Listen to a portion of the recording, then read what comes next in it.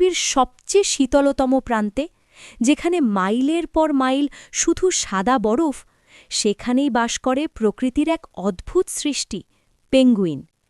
এরা পাখি হলেও আকাশে উড়তে পারে না, কিন্তু পানির নিচে এরা যেন এক একটি রকেট। পেঙ্গুইনের শরীরের সাদা কালো রং কেবল সৌন্দর্যের জন্য নয়, এটি তাদের জীবনের রক্ষা কবচ। পানির নিচে সাঁতার কাটার সময় শিকারীদের চোখ ফাঁকি দিতে এই রং তাদের সাহায্য করে। এদের ডানাগুলো অনেকটা চ্যাপ্টা বৈঠার মতো, যা দিয়ে তারা বরফ শীতল পানিতে অনায়াসে মাছ শিকার করতে পারে। ভালোবাসা আর ত্যাগ সত্যিই বিস্ময়কর, বিশেষ করে এম্পেরার পেঙ্গুইনরা।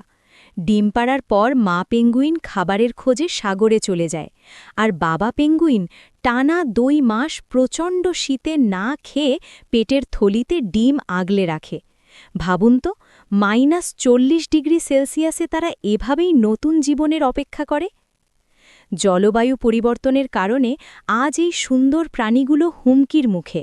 বরফ গলে যাওয়ার ফলে তারা তাদের ঘর হারাচ্ছে। পেঙ্গুইনদের এই টিকে থাকার লড়াই আমাদের শেখায়, শত প্রতিকূলতার মাঝেও জীবন থেমে থাকে না।